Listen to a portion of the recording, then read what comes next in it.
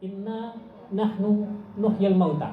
Sesungguhnya kamilah yang menghidupkan orang-orang yang sudah meninggal. Itu kalau kita sebagai orang beriman, jelas tidak ada yang diragukan bahwa semua orang yang hidup pasti akan meninggal dan semua orang yang sudah meninggal pasti akan dibangkitkan kembali. Itu sudah pasti. Mengingkari kehidupan setelah kematian itu bisa mengakibatkan seorang kepada kekufuran. Kan ada orang katanya percaya kepada pencipta, percaya kepada Tuhan, tetapi dia tidak percaya kepada kehidupan akhirat. Ini mirip-mirip dengan sebahagian orang kaum kafir Quraisy di masa Rasulullah SAW. Penggalan pesan berikutnya dalam ayat yang sama. Wa naktubu ma qaddamu wa atharuhum. Dan kami menuliskan ma qaddamu, apa yang telah mereka perbuat. Jadi apa yang tadi kita lakukan mulai dari rumah, mulai dari bersiap-siap, mandi. Kalau kita dari awal sudah meniatkannya sebagai sesuatu yang baik, ini dalam rangka berencana untuk silaturahim, kita pakai sabun, kita pakai baju yang bagus, maka mulai dari situ itu akan dihitung kebaikan oleh Allah Subhanahu wa taala. Dihitung. Kita jalan ke sini, beli bensin, kemudian tol ya, keluar ya, menyetir, ada rasa capeknya, itu juga dihitung. Bahkan termasuk tadi yang nyasar-nyasar. Karena ada misalnya curhat, madung manyasar mana guru tidak benar. Double pahala. Ya betul. Karena adong kaedahna masuk surga. Masuk surga. Al ajaru biqadril masyaqqah.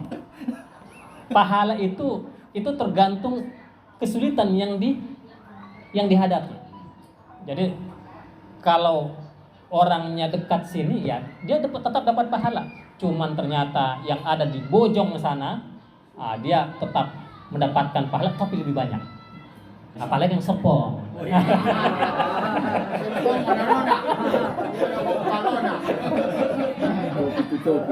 Tutopian. Jadi ujung ke ujung. Jadi pengorbanannya makin banyak berarti makin banyak juga pahalanya. Ini tentunya sama juga halnya amal-amal yang lainnya. Tuan rumah menyediakan kita jamuan.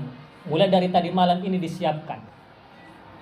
Jadi semua gerak-gerik mereka dalam rangka untuk menyambut tamu yang datang dari jauh-jauh supaya semuanya merasa nyaman, itu juga merupakan amal ibadah yang dinilai oleh Allah Subhanahu wa taala. Laumula kemembungkus naron. Ya, kode dan berarti. Kedua, makin double pahalanya.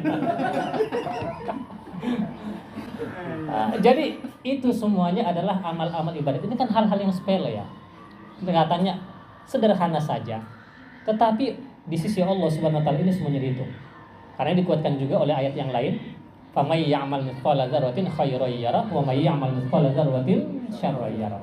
Barang siapa yang melakukan kebaikan sekecil biji zarrah pun, maka itu akan dilihatnya suatu saat nanti di hari kiamat. Sebaliknya, keburukan juga sama akan dilihat.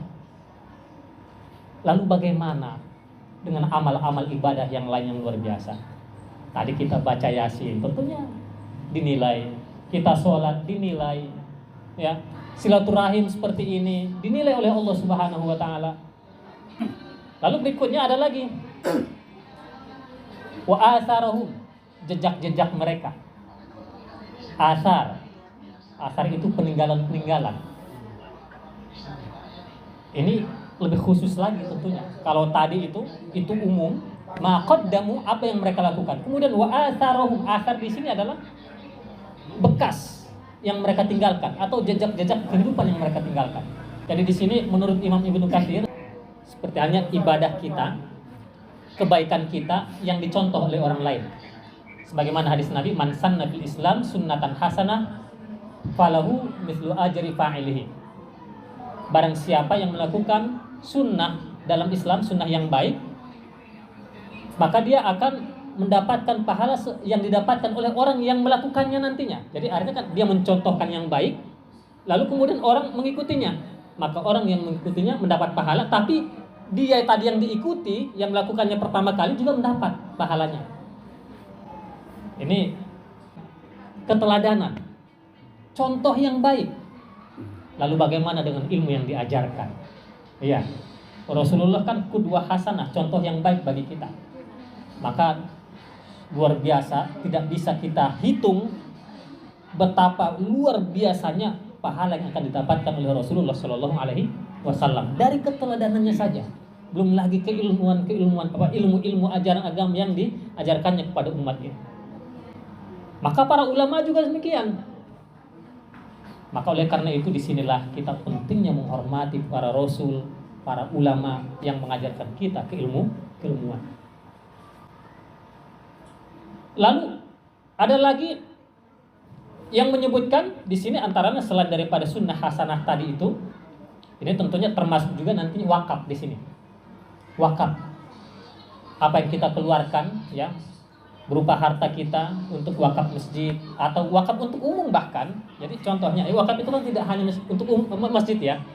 Kita wakaf untuk jalan supaya jalan orang mudah menuju silaturahim atau menuju rumahnya.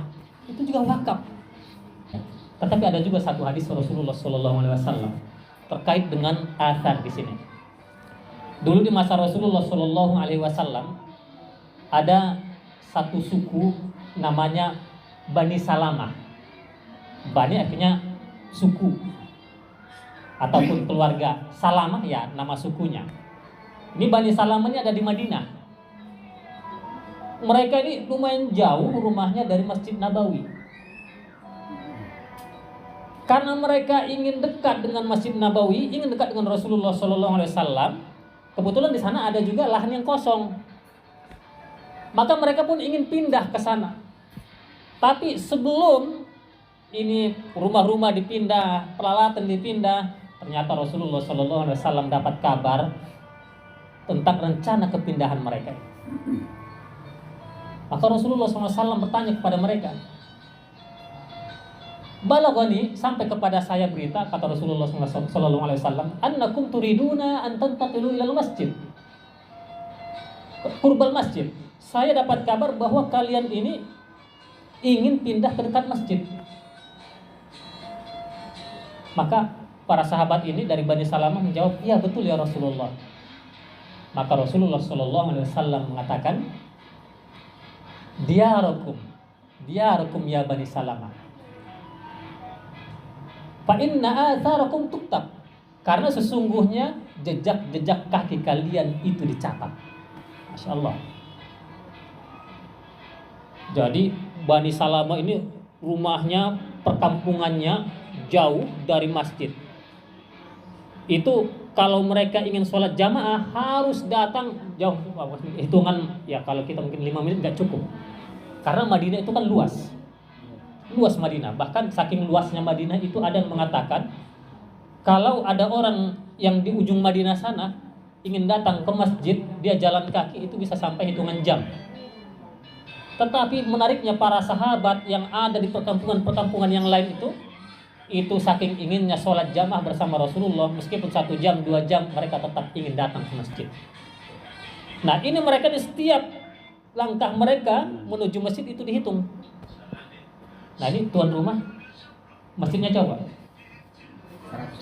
150 meter, jauh kalau dibanding tetangganya.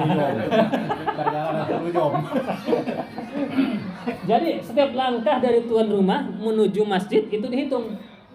Termasuk Bang Budiono agak lumayan jauh ya rumahnya, masjidnya dihitung. Nah, jadi bahkan ada juga disebutkan likulli khutwah hasanah. Setiap langkah itu ada nantinya hasanahnya, ada kebaikannya. Maka artinya setiap langkah menuju masjid itu akan menaikkan derajat seseorang menuju derajat yang lebih tinggi nantinya. Maka oleh karena itu ini merupakan motivasi bagi kita semuanya. Bagi yang rumahnya jauh ya supaya tetap istiqomah datang ke masjid. Bagi yang rumahnya dekat ya supaya terus menerus jangan sampai kalah dengan orang yang jauh. Nah gitu. Jadi kesimpulannya yang bisa kita ambil pelajaran dari ayat ini bahwa sekecil apapun kebaikan kita, maka itu akan dihitung di sisi Allah Subhanahu wa taala, dan itu akan sangat-sangat bermanfaat bagi kehidupan kita, baik ia di dunia maupun di akhirat. Kalau di dunia tentunya nanti yang akan diberikan kepada kita berupa keberkahan hidup, rahmat. Di akhirat itu jauh lebih banyak yang akan kita dapatkan. Mudah-mudahan ini juga menjadi motivasi bagi kita supaya terus-menerus menjaga silaturahim kita ke depannya. Amin ya rabbal alamin. Demikian. Mohon maaf atas kata yang kurang. Terima kasih atas segala perhatiannya Allah. Alam bisawab. Wabillahi taufiq wal hidayah. Wassalamualaikum warahmatullahi wabarakatuh. Waalaikumsalam.